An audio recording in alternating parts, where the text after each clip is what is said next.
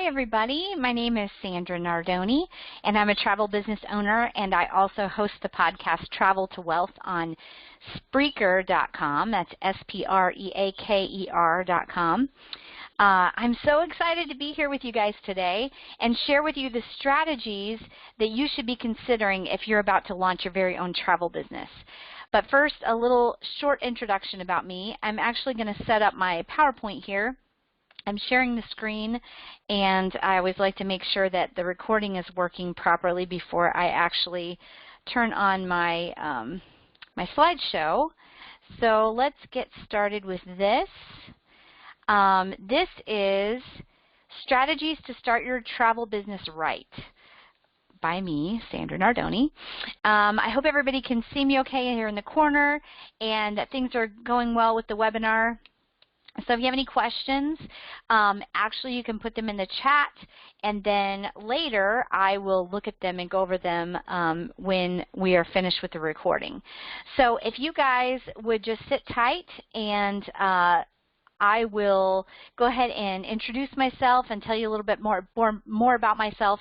If you don't already have a pen and paper, I really suggest that you go and get something to write with, because I am a teacher and I really love it when people actually have to do something to learn, because that gets things into your brain. And so even though I do have PowerPoints, a lot of times I don't have as much information in the PowerPoint presentation as I have in what I'm actually saying.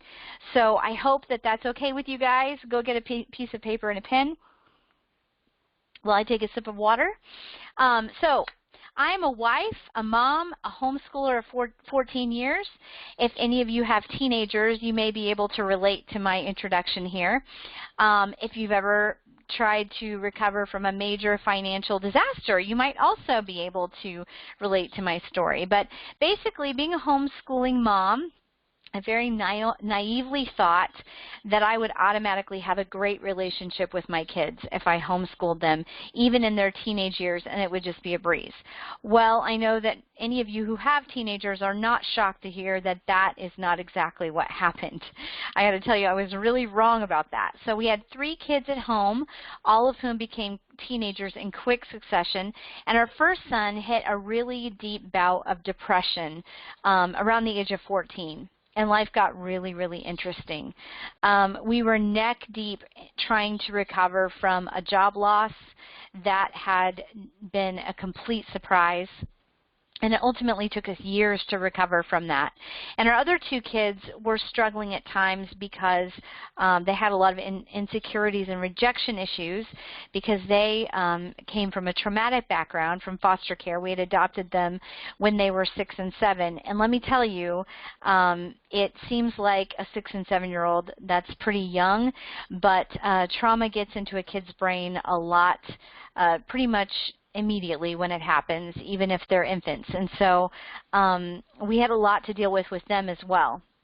And let me tell you, my dreams of a happy and well-adjusted teenagerhood for my kids were kind of going out the window, and as we were dealing with all that. So fast forward 3 years, and obviously there was a lot that was going on during that time, but we started to see improvement with our then 17-year-old son that was our oldest, and but it just seemed like even though he was feeling better, there was still not a lot of productive activity that was happening at our house, and that was really frustrating. I felt like a broken record, like I was always trying to get my kids to do something, and it was becoming more and more difficult to focus on having a good relationship with them. And so I started thinking, how could I do something that would not only improve the relationships that I have with my kids, but that would also bring us in some extra money? And my husband and I have always been very entrepreneurial, and have always thought through a lot of business ideas that we could do as a family. And we went to a business conference, and I landed on this travel business. And I dove right in, and we have never looked back. So we are traveling all the time together now.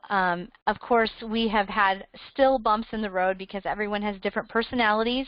My husband and I talk a lot about travel personalities. If you ever see any of our Facebook Live videos, especially the ones that we did a couple weeks ago in Hilton Head, but everybody has a different travel personality as well, and so sometimes that can still be a challenge. But overall, we are definitely having more fun with each other, and relationships are improving, and we're making more money as well.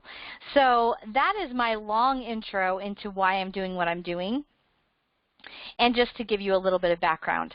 And I don't know why I'm so thirsty today, but I am, so I'm going to take another drink. So today, we're talking about strategies to start your travel business that actually work. And what I'd like to do is get started and dive into the real information right away. So first, I'd like to share with you what we're going to cover today. We're going to look at the different types of travel businesses, all right? We're going to look at how to choose the type of travel business that fits you best. Oh, I never even showed you my picture of our family, so I guess I ought to go back to that. My oldest son there is in the military uniform, and then my younger two, my youngest is my daughter, and my oldest is my middle son. And they're actually pretty great.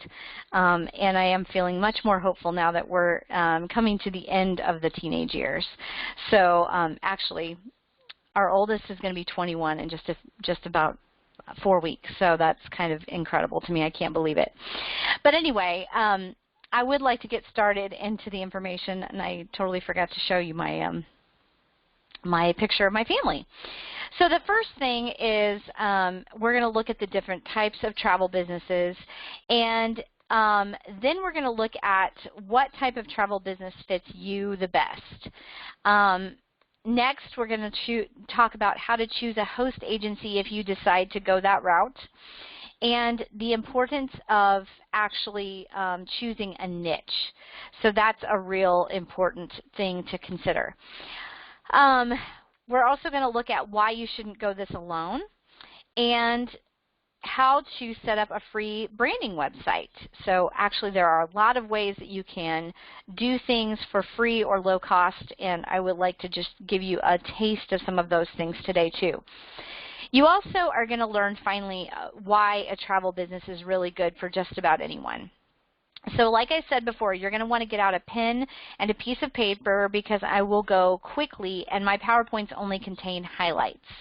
So I find people learn more when they can't just zone out and look at the PowerPoint, and so I like there to be a lot of information that you actually have to write down. And honestly, if you bookmark this webinar in your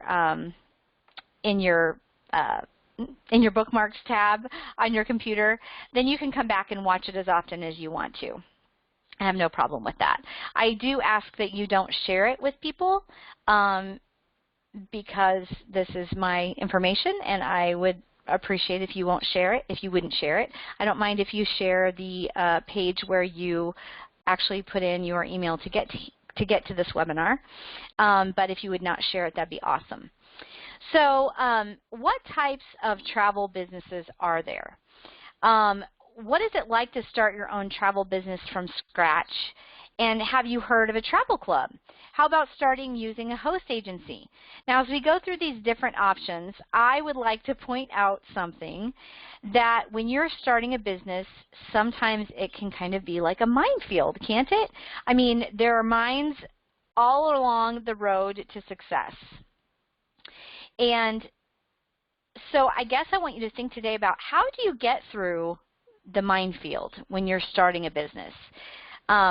The only way really to do it is to follow a guide, somebody who's been down that exact road before and can lead you through it, okay? So that's what I'm going to do today. I'm going to lead you right down that road and help you avoid the minefields so that you can actually get down to being successful. The first step we're going to take in the journey is discussing what type of travel businesses there actually are, and we're going to talk about 3 different opportunities and what those things entail.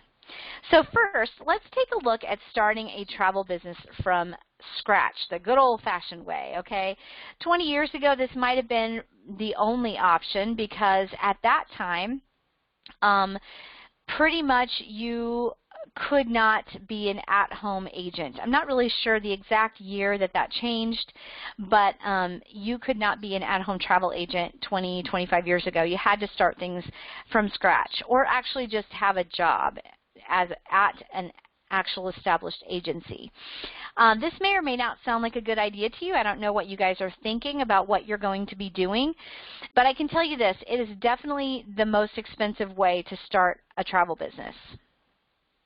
Did you know, for instance, that you won't even be able to book clients, you won't even be able to book flights for clients, rather, until you've made at least $5,000 in commissions and can prove it? The reason for that is because the industry doesn't just let anyone book travel. You actually have to have a couple of credentials that are absolutely necessary in order to book for other people. So the chances are you're going to actually have to work for another travel agency making $9 or $10 an hour in order to get to the point where you have made that much in commissions. And sometimes other travel businesses that have started, agencies that are brick and mortars, they actually don't even pay you an hourly salary. They only pay commissions. And the average commission rate that you get that comes out of what they get is about 30 or 40%. Sometimes it's as low as 20%. So you have to sell a lot of travel and work very full-time in order to get to that $5,000 mark as far as commissions. Excuse me, I'm sorry I have to keep taking so many drinks. So the reason that you have to make that commission is because you have to have an IATA number in order to book flights. You can't book them without this, period. You can't make commissions on flights until you can book them, but you can't book them until you've made commissions. So that's kind of a problem.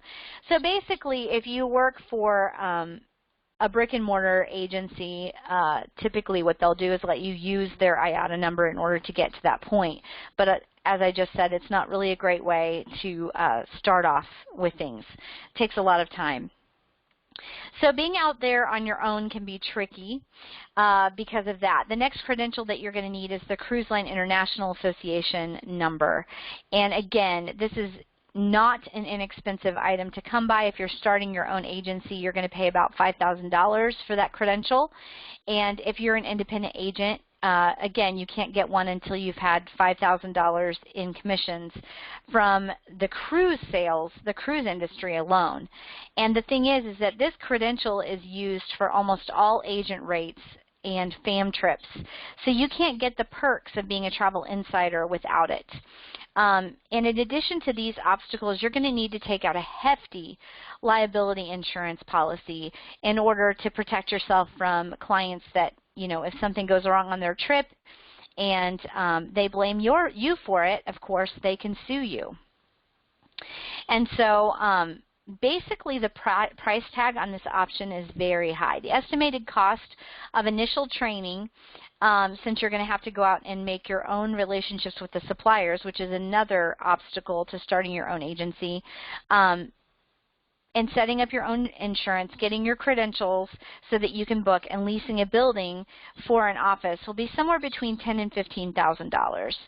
So I guess that's one mine we definitely want to avoid, right? If you're wanting to get started today, if you want to get started quickly, you don't want to have to spend $10,000 to $15,000 to make that happen. So let's look at the next option that a lot of people look at for this. That is travel clubs. Now, there are opportunities out there that boast of travel benefits, discounted trips, and unlimited income. But the mine that they're not telling you about, not willing to reveal, is that you are not truly an accredited travel advisor being a part of these clubs. Some of them, just to name a couple of them that you might be familiar with, are Travel Club 360 and World Ventures. So what does that mean? It means that you are dependent on the company to book the trips that you take on behalf of them because you don't have the credentials. It also means that you're not eligible for agent rates through suppliers or for fam trips. Now, they might have their own trips set up and they might call them fam trips, but you don't have the freedom to go out there and search for your own fam trips, or and suppliers are not going to come to you and offer you individual fam trips if you're with a travel club. Now, I am just going to put a disclaimer out there that I am not an expert on either one of these two options. I have done some research on them, but I am not, I'm not an expert on them. I just know generally about what travel clubs are like. And I'm talking generally about them, even though I give those two as examples. Another issue with travel clubs is that they usually rely on group rates to give the discounts that they give on travel. So that means that when you sell a travel club membership, which is typically how you make your commissions, you're selling trips that are actually taken with a group of people that you don't know.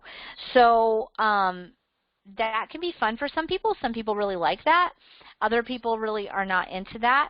Of course, you don't have to spend the time with the other people that are on the trip, but that just might not be an ideal situation for most people. And finally, travel clubs like this depend on the fact that you have to sell a certain number of trips or memberships each month in order to even get any commissions. So if you don't sell that amount of memberships or trips, you don't make the commission on your sales. That's kind of a bummer. So if you, let's say that their quota for the month that you have to sell is $1,600 worth of travel or memberships, and you sell $1,500 worth of travel or memberships. You don't get anything for that work. You don't get the commissions. So you might get points with some of them where you can trade them in for travel and things like that, but you're not getting hard cold cash, which most people want when they're starting a business. They don't want to just be trading points for travel. They want to actually be making money. And so guess who keeps the commissions on all of the memberships and trips that you sell that when you don't make the quota? That's right, the company that the travel club company keeps those commissions. So you definitely want to avoid that one. I'm really glad that as we've traveled down this imaginary road with all the minefields that we've navigated around that one, because that can be a real bummer if you're out there working hard and selling travel and then you end up not making any of the commissions from those sales. That's a really big problem. So finally, let's look at host agencies. I have to be honest and upfront with you here. As your guide through the minefield of choices out there, this is the choice that I'm guiding you to. This is the oasis in the desert. And why? Let me explain. First of all, a host agency is a reputable one that's been responsibly building relationships with suppliers. And they're not just out there to take more of your money by charging you for trainings and other requirements. So that's if they're reputable. Now, not all host agencies are the same. Some of them are reputable and some of them aren't. So, oh, and I keep forgetting to go through and change my slides because I'm talking so much. So now we're at the host agency slide, and I'm really sorry that I keep not doing that. But as I said, the information on the slides is more eye candy than anything at this point anyway, so you don't really need to worry about it. But as you look at host agencies, you want to look at a reputable one that's not just charging you money every month and taking more and more money for trainings and all that kind of stuff. So I'm going to get to the how-to of choosing a host agency later, but as I was saying, you're going to get access to the suppliers and the credentials that you need to book clients and to access the training that you need to be successful. So with a host agency, you essentially get security. And there are a few reasons for that. Most host agencies are going to take the heat if there's a trouble or a problem with a trip that you sell. So they are the ones carrying the liability insurance. And if there's a lawsuit and you haven't done anything wrong, you are covered by that host agency's liability insurance. And they carry it, and all you have to do is go out there and book travel. You also get commissions that are much more competitive. Host agencies generally they have like a home office, but they're not trying to run multiple locations around the U.S. They usually are more established, so they've got more revenue coming in, and you don't have to pay as much to stay active with that host agency. So that's really nice.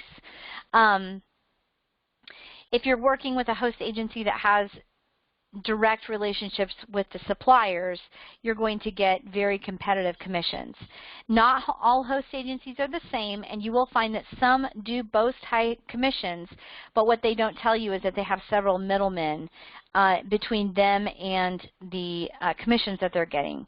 And so you need to make sure you do your research, because some of them, what they will do is they'll actually themselves be with a host agency, and so you are like the fourth or fifth person down the line as far as making commissions.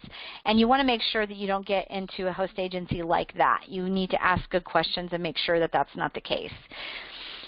So you don't want the leftovers, and that is a minefield that I'm going to teach you to avoid in the next section. So finally, when you work with a host agency, you're going to have people willing to help you along the way because they want you to be successful, because if you're successful, they're successful, right? So the bottom line is a host agency is definitely the choice I would make if I were you. It's the choice that I made, and I'm really glad that I did. It was actually kind of an accident. That's one of the reasons why I like doing this training. I fell into it by accident. I didn't even know what a host agency was when I started this business. I just knew I wanted to start a travel business, and I knew this company was going to let me do that. So I didn't even know what to call them at that point. And so you guys need to be way more well-informed than I am, right? Or than I was. I am well-informed now. So now that we've made it through that first minefield of choosing opportunity, let's move on to how to actually choose a host agency. And there's several things to look for in a host agency. Now, I did do a little bit more information on these PowerPoints to help you out a little bit so that you would have the bullet points. So the first thing that you want in a host agency is one that gives you unlimited access to training. Some hosts only give you initial access to a few suppliers, and you have to pay sometimes several $100s every time you want to take another supplier training in order to book for that supplier. Other agencies only specialize in a few areas and are limited in which supplier trainings they even offer because of that reason. And you want an agency that has access to everything so that you can choose any niche. Now, some people will say that you need to know what your niche is going in, and then choose a host agency that works with that niche. I kind of disagree with that, and the reason I do is because I feel like even if you do your research, even if you follow some of the guidelines that I'm going to put out here for you today, and you're really good at doing research and figuring out what you want to book and all those kinds of things, sometimes you just flat out don't know until you start doing something whether or not you're really going to like it. And for instance, I started out with my travel business thinking that I wanted to focus on Universal Studios and Disney. And I do like booking Universal Studios and Disney, but I really don't enjoy marketing it, if that makes sense. I don't know how to explain it, but marketing it is a lot more difficult because there's a lot more guidelines that they have that other companies don't have. You have to be really, really careful with your marketing. And so once I got into it, I realized that that wasn't really what I wanted my niche to be. So in the beginning, I was doing a lot of marketing for those two locations, and I actually have sold those two locations and destinations, and I love that, but it's not my sole focus. Now, I do, because I changed my niche to cruises, and in particular multi-generational group cruises, I really enjoy booking Disney cruises because they really fit the bill very well for that niche, and so I really enjoy that. But I didn't know that before I started. Like, it took me probably 3 or 4 months before I realized, you know, I'm frustrated with some of the ways that this is going with this. So even though I had access to all the training and access to how to do what I was doing, I decided that I really didn't want to be in that niche. And I'm glad that I chose a host agency that has every option out there, because then I could just pick what I wanted and go for it. So I feel like it's important that you choose a host agency that has a wide variety of options as far as training and what kind of niche that you can choose. So you also want an agency that's experienced. I would suggest an agency that's at least 20 years old because they have been around long enough to have a reputation. You want to look at that reputation too. So ideally your host agency should have at least a B+, in my opinion, with the Better Business Bureau. But the higher the rating, the better. The host agency that I chose has an A+ rating with the Better Business Bureau. And I love that because it gives a real level of trust with your clients when you can tell them that your host agency has that kind of rating. They are not going to know the difference between the different host agencies, and so that's a really good benchmark that a lot of people have when they're looking at who they want to work with. So also, I want you to choose an agency that doesn't charge you an arm and a leg to stay active as an advisor. Now, there are a couple of ways that you can look at this. First of all, some host agencies are really inexpensive as far as their monthly charges.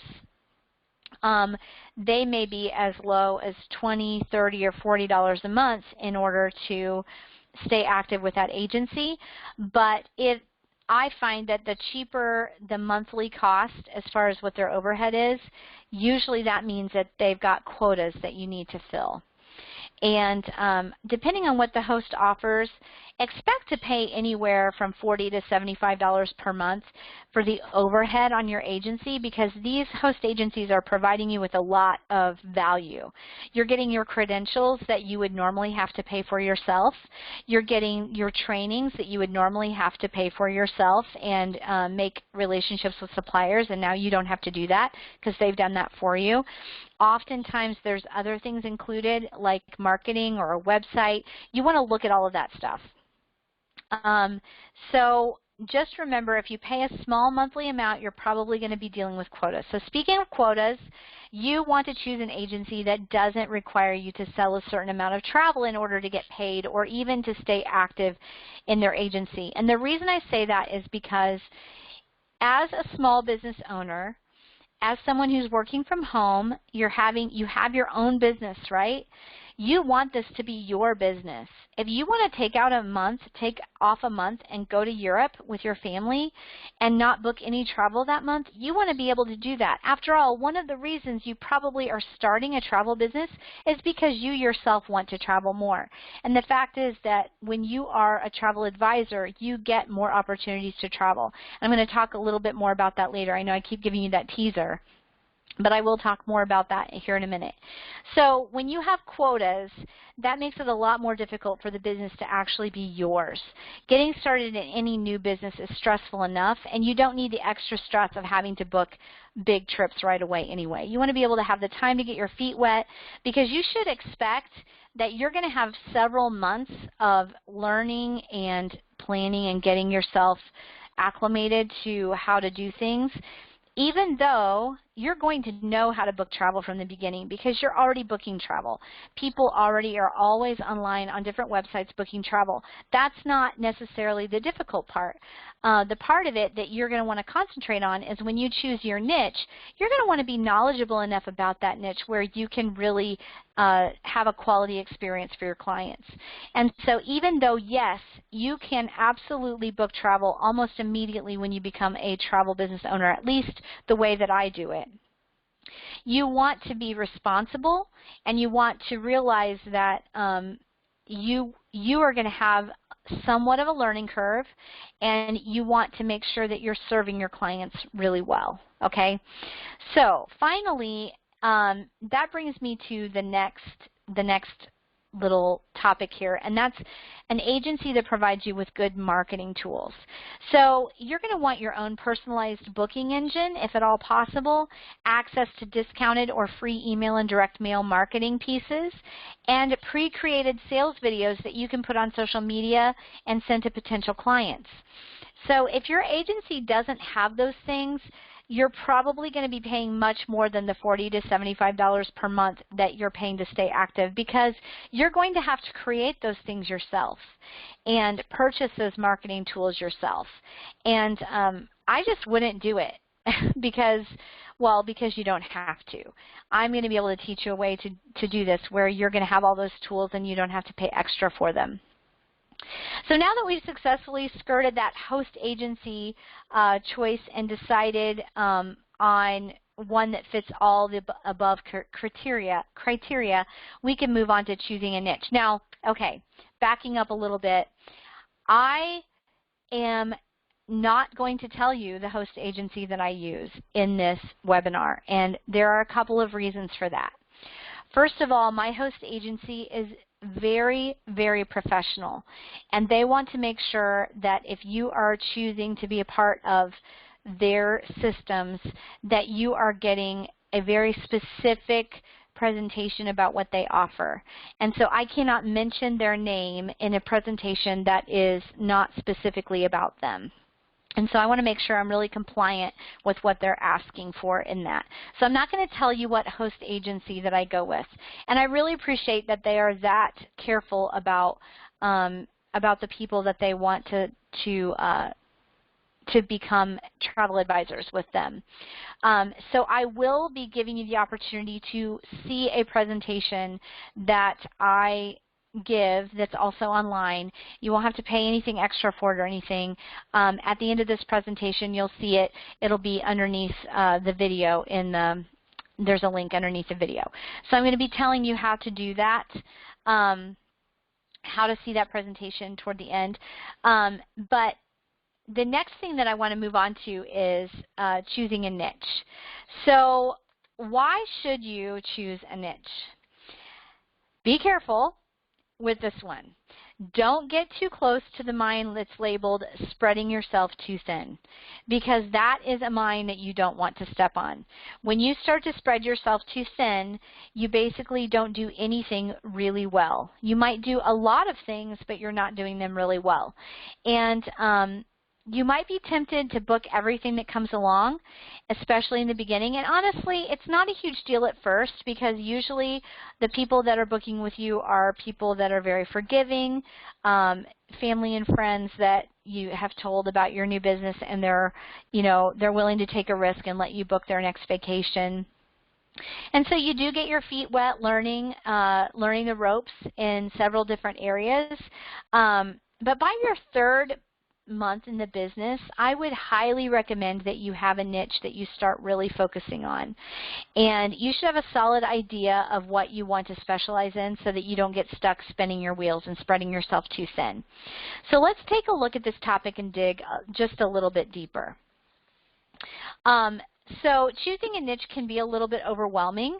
The travel industry is like one of the largest industries in the world. It's an $8 trillion per year industry, and it has more destinations than you can possibly imagine. Once you get into this, you are going to be freaking out at how many travel suppliers there are, how many destinations there are to choose from. It's insane.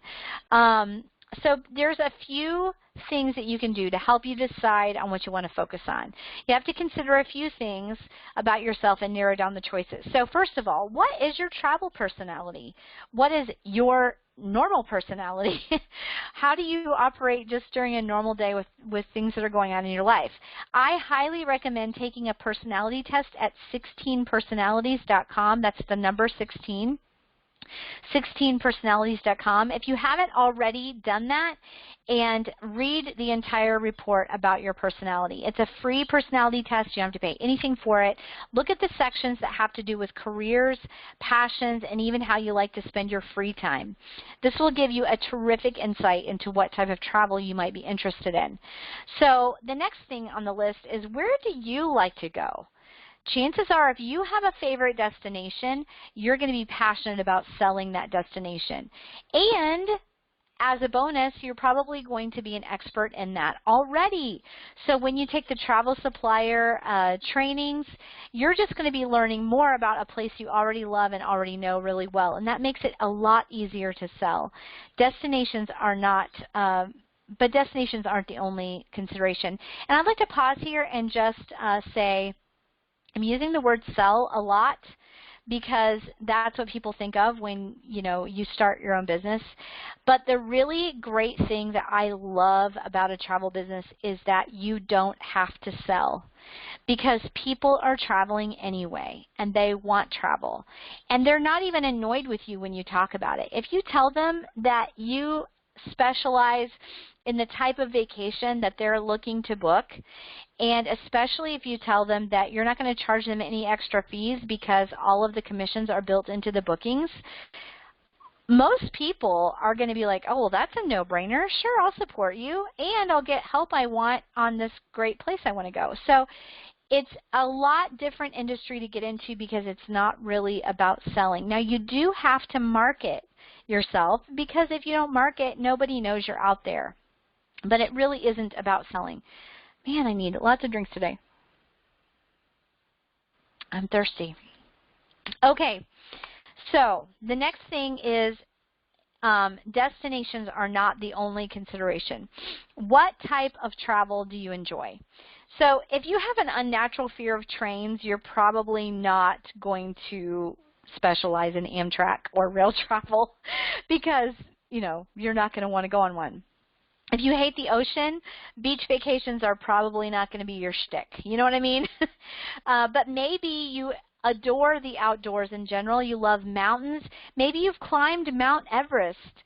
So if that's the case, adventure travel would probably be a great niche for you. And there are as many niches pretty much as there are destinations.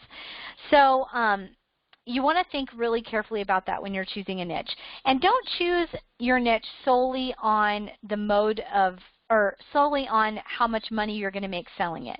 That is an important consideration, but if you don't like the destination you're selling, you're not going to be good at selling it because you won't be excited about it. So you want to make sure that you choose something based on what your interests are and what you enjoy doing. So finally, how big is the competition in the niche? It's not a huge consideration if you're looking into a niche like cruises or all-inclusive vacations or trips to Europe or whatever, because there's so many options in those categories, although you might want to narrow down what you're focusing on.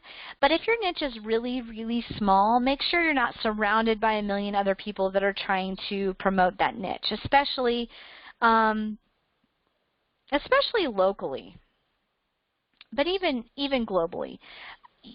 With this business, you're going to be able to sell travel to literally anyone, anywhere, because it almost completely is online. If you want to, you can focus on your local community, but I haven't had to do that. I've sold trips to people in Texas, and I live in Indiana.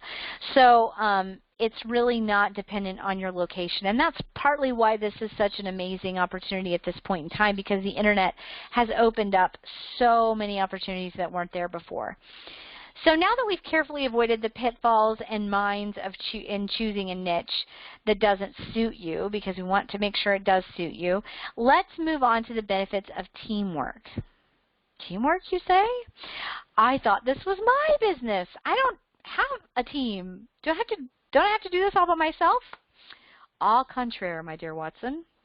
Okay, so going it alone is something many entrepreneurs expect to do. Okay? After all, you're starting a business, not a social club, right? In this world, however, there are opportunities that allow you to have mentors, and I would highly recommend that.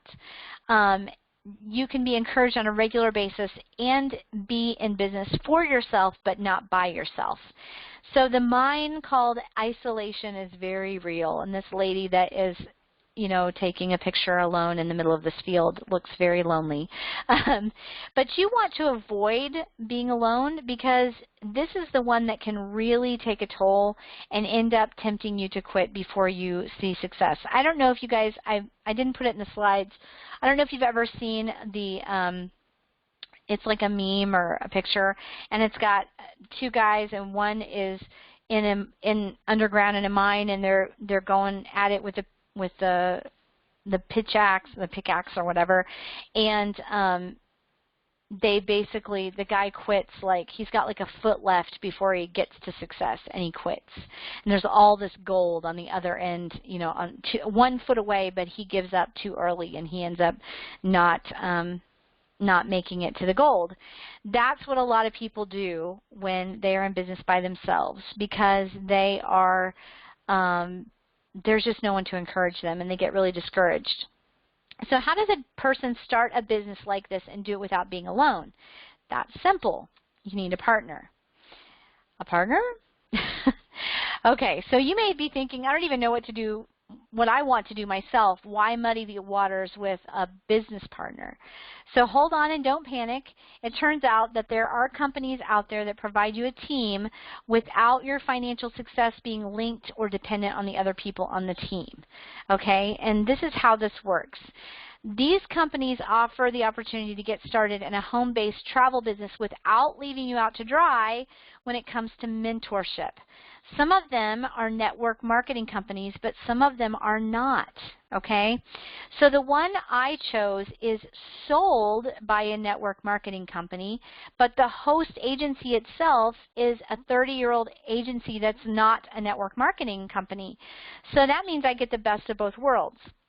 I get a company that's old and established, has an A+ rating with the Better Business Bureau, and provides me with mentorship through my team. But if I don't want to, I don't have to be a part of the network marketing side of the business, but I still get the benefit of the mentors that are experienced in the travel industry and can help me. That's pretty sweet. So not going it alone, it simply means that you choose a company who has an interest in seeing you succeed, but will also give you the support of a team. So how do you choose your company if you're going to do that? I suggest you don't start a business with just any old company that claims to give you support. Be sure you check all the boxes before signing on the dotted line, okay? You want experience, good ratings, access to all the suppliers, not just the ones from one specific niche. And in addition, the team you join is important. Be sure you like the person that you purchase your travel business from. Don't purchase from somebody who is like, I don't know, you don't click with. Chances are, if you found a really good company, you can look around and shop around for the person that you want, because people who are starting, people who are helping others start businesses are typically putting themselves out there. They're out there on social media. They might have a YouTube channel. There might be a lot of stuff going on with them. And even if they're not super active, or that's not what I want to say, even if they haven't been in it for 10 years, you still can be a part of a really great team, even if they are relatively new themselves, as long as you're clicking with them and they're doing a lot of mentorship type activities. So the reason for this, for choosing someone that you like, is because even if you choose not to be a part of the network marketing part of the business, your mentor will be a part of your business, because you want them to. You want them to be able to tell you what to do when you get stuck. And so you want a nice person that you click with, and somebody who is interested in you succeeding regardless of whether or not you're a part of that network marketing company. So here are some pointers that I have to help you avoid the mine called, I got a crappy mentor. I don't want you guys to get a crappy mentor. So number one, I want you to choose a mentor whose team is active and vibrant. Choose a mentor, number two, that is has actually been booking travel, a sponsor that's actually been booking travel. Most places that have people that are out there helping people get started in a business, they call them your sponsor. So it's just a fancy word for mentor. So choose a sponsor who has a team already. It doesn't matter if it's big, it can be a small team, but just that they have one and they're already used to supporting other people. There's a lot of ways to build a team. Some people are just, they're not super, they're not out there just constantly talking to people about joining their team, and that's okay. You don't have to have somebody that is just completely gung-ho about team building, but you do want somebody who has a few people on their team so that they're used to the mentoring relationship and they're used to helping other people. Sometimes in a massive team you can get lost in the shuffle. It depends on the mentor and how good they are at creating systems that bring people in. I happen to be a part of a team that is absolutely amazing as far as that. There are a lot of systems that you can plug into right away, systems that I didn't have to create, which is really, really nice. So I am part of a larger team, but my team that I have isn't huge, but it's not small either. So I am a business leader in the company.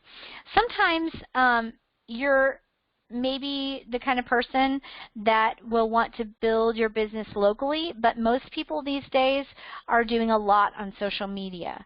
And so the fourth one is you want to choose someone who's active on social media.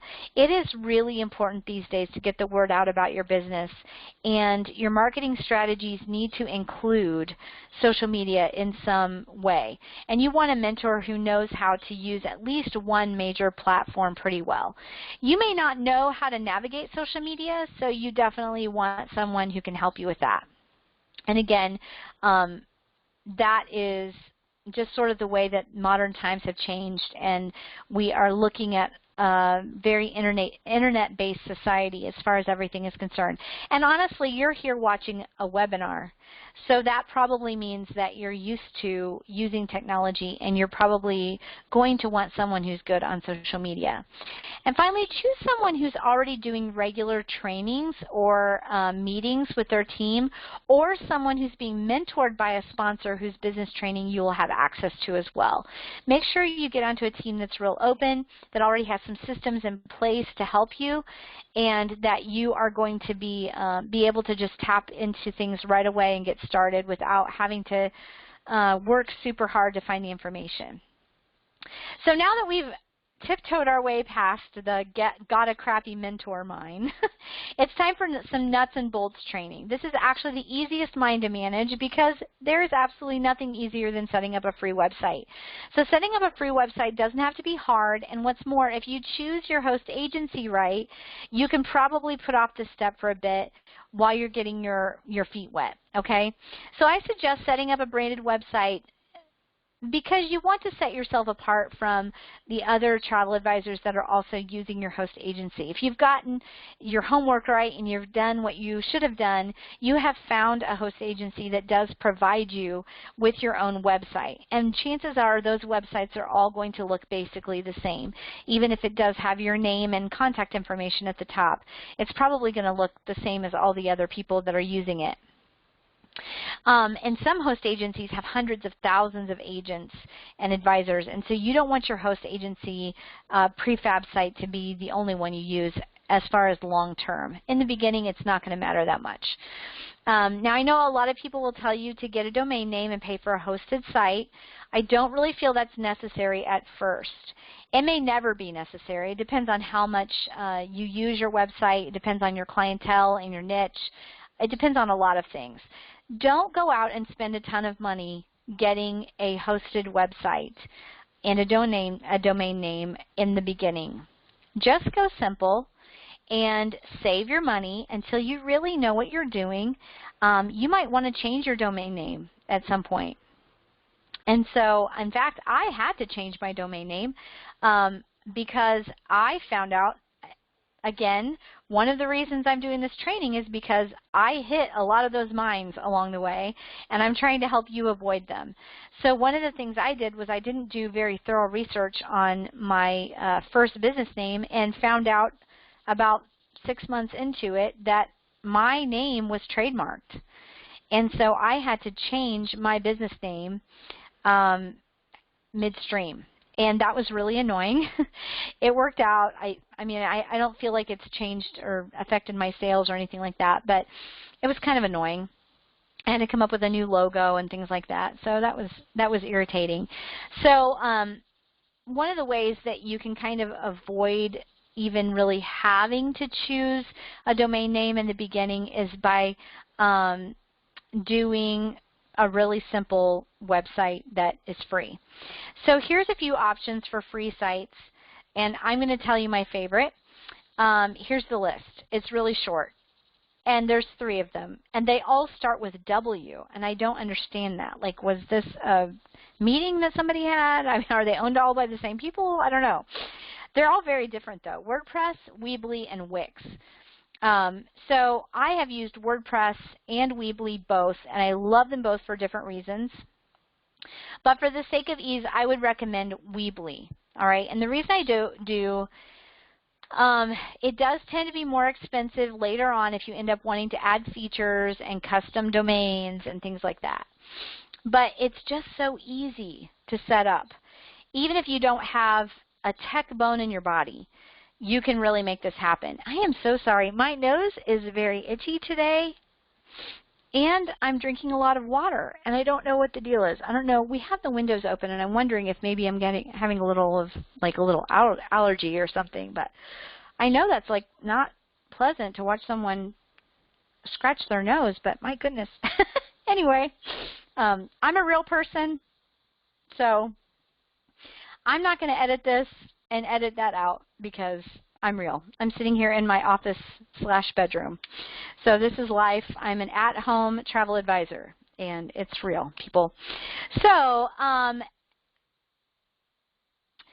actually set up this webinar on a Weebly website just to show you how easy it is.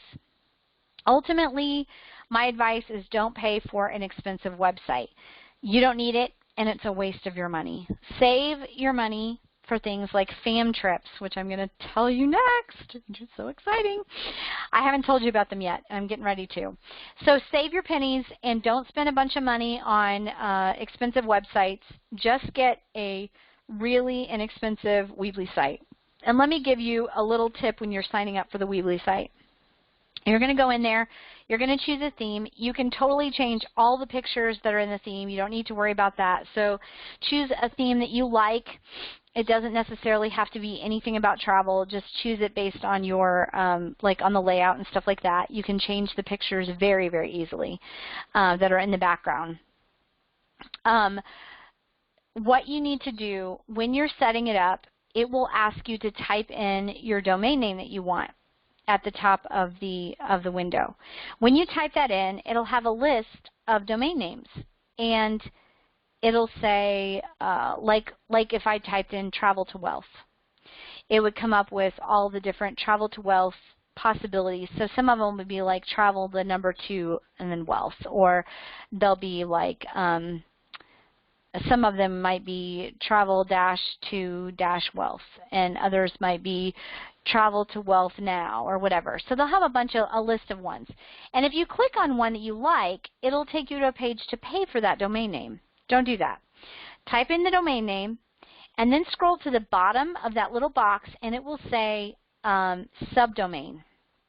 You're going to click that option.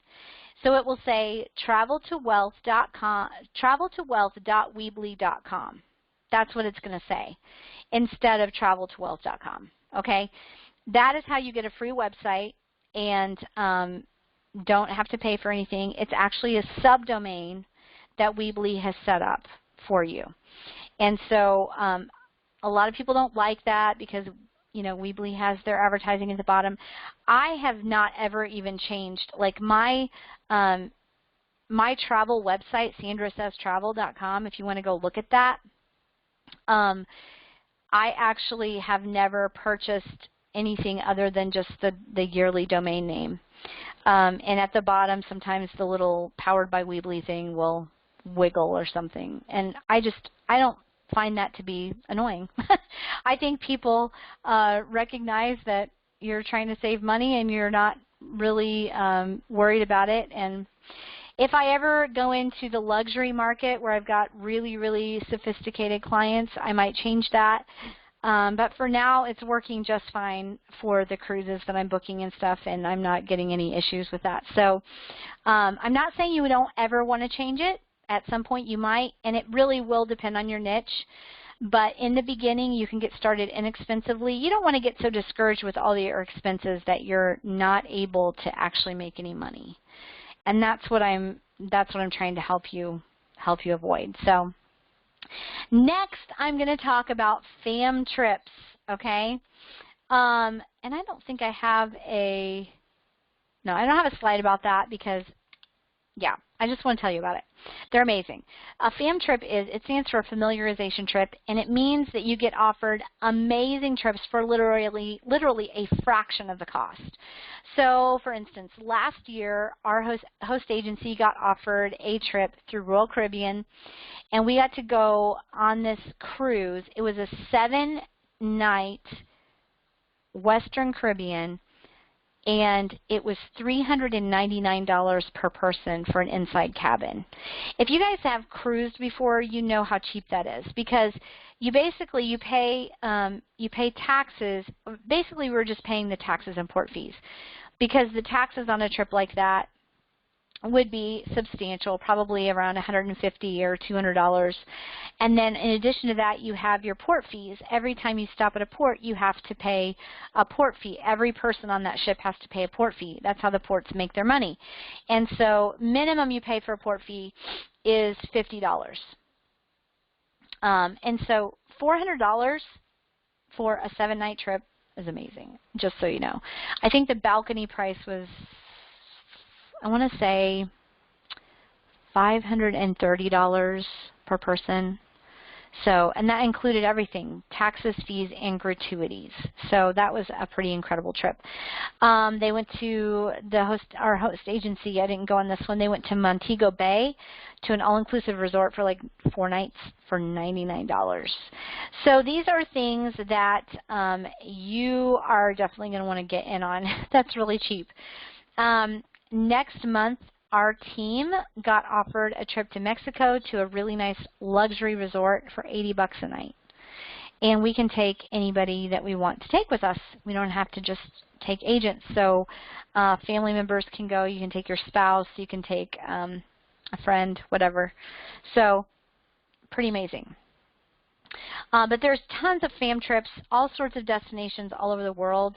It's a major perk of being a travel advisor. So you definitely want to be saving your pennies so that you can take advantage of those opportunities when they come up. So, all right, you got me distracted on FAMs. Anyway, let's get back on track, and let me tell you why being a travel advisor is a great fit for just about anybody on the planet. So, number one, most of you like to travel, and being a travel insider means you get to travel more for less, and you get to make commissions on the travel you're probably already booking. Even if you're, this is number two, even if you're already a busy person, you can build this business very part-time in as little as 30 minutes to an hour a day. So this is not something you have to build fast. If you're willing to think of it like a business and work for yourself 30 minutes to an hour a day, if you're willing to understand that your overhead is going to be happening every month like it would for any business, and that you are not going to see profits right away, then you're good. If you already own a business and you're going to be saving money on travel that you're already doing for your business, or maybe your employees travel and you want to save money for them, or make commissions on what all of the people in your company are doing as far as travel, absolutely you need to do this. Anybody who has a business where you are traveling multiple times a month, this is a complete no-brainer, because you can just book your own travel and make the commissions back, or even better yet, your company will save even more money if you take some of the travel trainings and start to get some of the agent rates. If you're a real estate agent, a tax advisor, an insurance salesman, you basically want to do this because right now you get one sale a year, or maybe one sale period, and then you're done. But you have this huge database of clients that you've had in the past, and they're all traveling. And you could be marketing to them and selling them their vacations every year. You could actually hire someone to be in charge of that if you wanted to, and have your own agency going on the side and be making a ton of money off of the travel that people are already doing. They already trust you. They use you for their taxes, and or they've bought a home from you or whatever, they already trust you. There's absolutely no reason for them to not use you to book their vacations. If you're in a service job, I kind of skipped this one, like a hairdresser, or you do manicures and pedicures or whatever, you're not going to want to stand for the rest of your life. You need a plan B. The average lifespan of a business for a hairdresser or some other service-related job where you're standing a lot is about 20 years. And you could be building this using your current client base and have a thriving travel business when you get ready to retire from your service position. And then if you have a full-time job, this can be a part-time extra income. And if you don't, this can provide substantial income on its own. Many people in the travel industry are making six figures. That's just not even an unusual thing. I think most people know that if you've ever known a travel advisor personally, they're traveling a lot. They got a lot of diamond rings on their fingers because they're making a lot of money. So it's a very lucrative business to get into. So I guess we have traversed the minefield of choices that could trip you up when strategizing about starting a travel business. We went over all of the major things. We talked about the different types of travel businesses, how to choose the type that fits your needs the best, how to choose a host agency if you go that route, because that's what I would recommend, the importance of choosing a niche and how to go about it, why you shouldn't go this alone and choosing a mentor, and how to set up a free branding website, and finally why a travel business is good for just about anybody. So I hope that getting through the minefields that we've avoided has been a valuable thing for you guys about strategizing about starting your travel business, and I really hope you've enjoyed this presentation and will get value from what you've learned. So I hope you're going to read the series of emails you're going to get. There will be 5 emails that you're going to be getting in the next few days to help you think through a few other issues. So here are a few of the other nuggets of truth and helpfulness that you're going to get. Things like how to get a beautiful but inexpensive logo. You're definitely going to want to do that. The secret to making the most commissions from your travel bookings, and how to choose a name for your business, and how to stay in nearly any city in the U.S. for only $49 per night. So if you're interested in any of those other topics, you're definitely going to want to look at the emails that are going to be coming your way. They're going to be coming from Travel to Wealth or Sandra Says Travel. So you're going to want to whitelist those 2 email addresses. If this information has convinced you to start your own travel business, I would encourage you to check out my detailed video outlining how you can get started with an A+ rated host agency with 30 years of experience by clicking on the link below this video.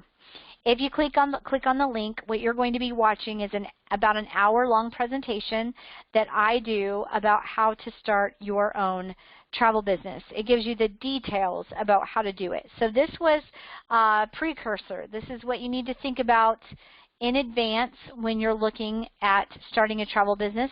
And honestly, even if you don't like me very well and you don't care to have my help in starting your actual business, you hopefully got value from this, and it will help you to do your research and choose a host agency that's right for you and choose a mentor that's right for you. So if that's all that happens, I am so happy for you, and I wish you the very best in your new travel business, and I hope that everything works out just exactly the way that you've planned. And I hope that this little presentation has helped you to avoid some of the mines that you can come across when you're starting a travel business. So my name is Sandra Nardoni, and I am a travel business owner with Sandra Says Travel. I also have a podcast on Spreaker called Travel to Wealth, and I believe it's on iTunes as well. I am just getting into that.